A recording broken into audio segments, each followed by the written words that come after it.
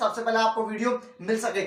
आपको दोस्तों ट्रिक के माध्यम से याद कराने वाला हूं, क्योंकि बहुत मेरे पास कमेंट करते हैं कि ऐसे हमारे याद नहीं होता, ट्रिक बताओ। तो ट्रिक भी मैं आपको बताने वाला हूं कि कैसे आपको याद करना है। तो दोस्तों जो नदियां हैं वो नदियों के मैं उद्गम स्थल आपको बता देता हूं।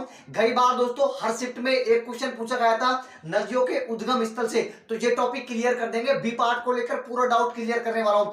जब तक आपकी एग्जाम लगेगी ना उससे पहले पहले बी पार्ट का आपका डाउट क्लियर कर दूंगा। तो नदियां दोस्तों मैंने एक बगल लिख दी है नदियां और दूसरी बगल लिख दिया है उद्गम स्थल। जो नीले पेन से लिखे हैं वो तो है प्रमुख नदियां, और जो लाल मतलब कि रेड पेन से लिखे हैं वह उद्गम स्थल। तो जो दोस्तों तीन नदियां हैं, सिंधु नदी, ब्रह्मपुत्र नदी और सतलज नदी, ये तीनों की तीनों दोस्तों जो नदी निकलती है वो निकलती है मानसरोवर झील से। कौन सी झील से दोस्तों?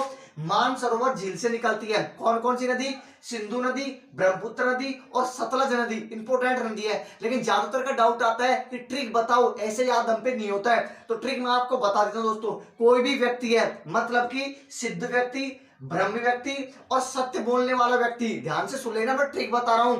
सिद्ध व्यक्ति, ब्रह्म व्यक्ति और सत्य बोलने वाला व्यक्ति हमेशा उनकी सभी लोग क्या करते हैं? मान सम्मान करते हैं। तो मान सम्मान से दोस्तों मानसरोवर झील याद हो गई। यह आपकी ट्रिक रहने वाली है कि सिद्ध व्यक्ति, ब्रह्म व्यक्ति और सत्य बोलने वाला व्यक्ति, इनके सभी लोग क्या करते हैं? इनकी मान सम्मान करते हैं। तो मान सम्मान से क्या हो जाएगा दोस्तों? मानसरोवर झील हो गई आपके याद। बार बार आप वीडियो देखोगे, ट्रिक बार बार दोहराओगे तो याद हो जाएगा।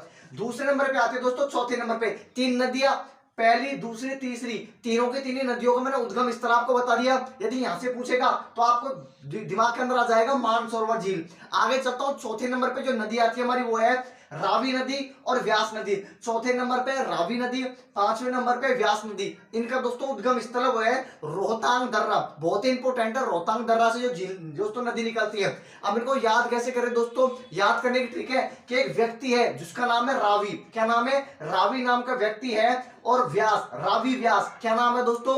रावी व्यास नाम का व्यक्ति है। लेकिन वो हमेशा क्या करता है? हमेशा रोता रहता है। क्या करता है? हमेशा रोता रहता है। तो रावी नदी और व्यास नदी रोहता से क्या हो जाएगा दोस्तों? रोहतांग दर्रा। कौन से दर्रे से निकलती है? रोहतांग दर्रे से निकलती है। तो मैंने आपको ट्रिक बता दिया है। रावी व्यास नाम का एक व्यक्ति है, रावी व्यास नाम का एक व्यक्ति है जो हमेशा रोता रहता है। तो रोहतांग दर्रा, रावी नदी, व्यास नदी, रोहतांग दर्रा। तो आपको कितनी नदी? 5 नदी मैंने याद करवा दिया। छठी नदी की तरफ चलता है। छठी नदी है गंगा नदी। आपको सबको पता होगा गंगा नदी गंगोत्री से निकलती है, यमुना नदी यमुनोत्री से निकलती है। तो जो गंगा नदी है दोस्तों, गंगोत्री हिमालय से निकलती है और यमुना नदी यमुनोत्री ग्लेशियर से निकलती है। तो आपको मैंने कितनी नदी? 7 नदी आपको मैंने याद करवा दी ट्रिक के माध्यम से। आगे चलता हूं दोस्तों, अगली नदी हमारी 8वें नंबर पे चंबल नदी। तो आपको सबको पता होगा जो भी राजस्थान पुलिस की तैयारी कर रहा है कि चंबल नदी कहां से निकलती है? ये नदी निकलती है जाना पाओ की फाड़ी मध्य प्रदेश से। कहां से दोस्तों? जाना पाओ की फाड़ी महू जिला मध्य प्रदेश से निकलती है। कौन सी नदी?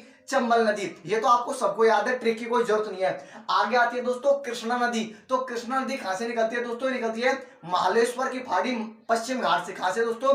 महालेश्वर से। अब इसको याद कैसे करेंगे? जो कृष्ण भगवान था दोस्तों, कौन?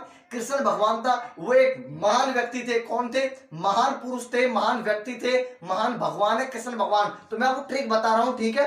तो कृष्ण भगवान कहते हैं महान थे। तो कौन सी दोस्तों? महालेश्वर से निकलती है कृष्ण नदी। आपको याद होगी।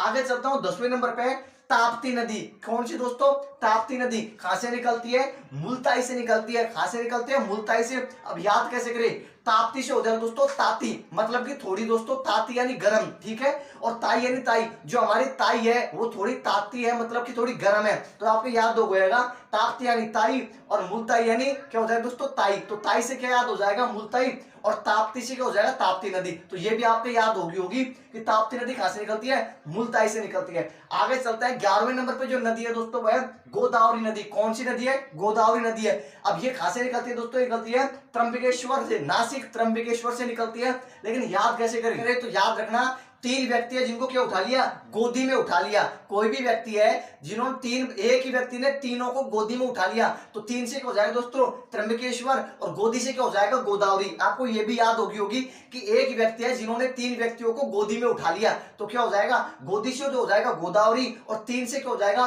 त्र्यंबकेश्वर नदी। तो ये भी आपके याद होगी गोदावरी भी। आगे चलता हूं, नर्मदा नदी। कौन सी नदी? नर्मदा नदी। ये निकलती है अमरकंटक की फाड़ी से। कहां से दोस्तों?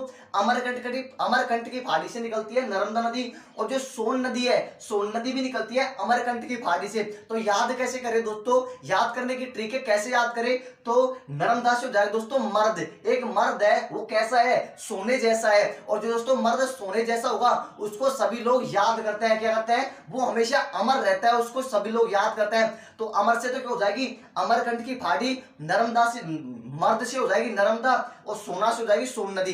तो जो नर्मदा नदी सोन नदी है वो आपके अमरकंटक की पहाड़ी से निकलती है। ट्रिक भी मैंने आपको बता दिया है, ट्रिक क्या होगी वापस बता देता हूं कि एक मर्द है, मर्द कैसा है, सोने जैसा है, और जो मर्द सोने जैसा होता है वो सब दोस्तों को याद रखते हैं, सभी व्यक्ति उसको याद रखते हैं, और वो बिल्कुल अमर होता है। तो अमर से हो जाएगी अमरकंटक की पहाड़ी।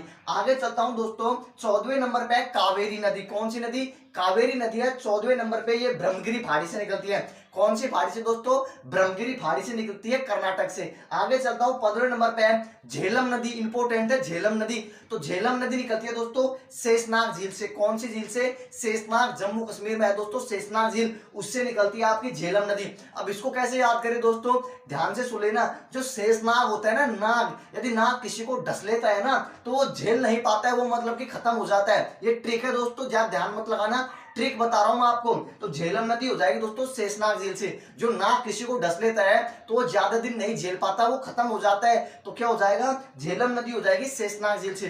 तो जो भी दोस्तों भारत की प्रमुख नदियां हैं, मैंने आपको टोटल दोस्तों 15-16 नदी बताई है। यदि क्वेश्चन आता है तो इन्हीं नदी से आएगा, इससे बाहर से नहीं आएगा। तो मैंने आपको बता दिया ट्रिक के माध्यम से उद्गम स्थल आपको किस प्रकार से याद करने हैं, वो भी मैंने आपको बता दी, ट्रिक भी मैंने आपको बता दिया।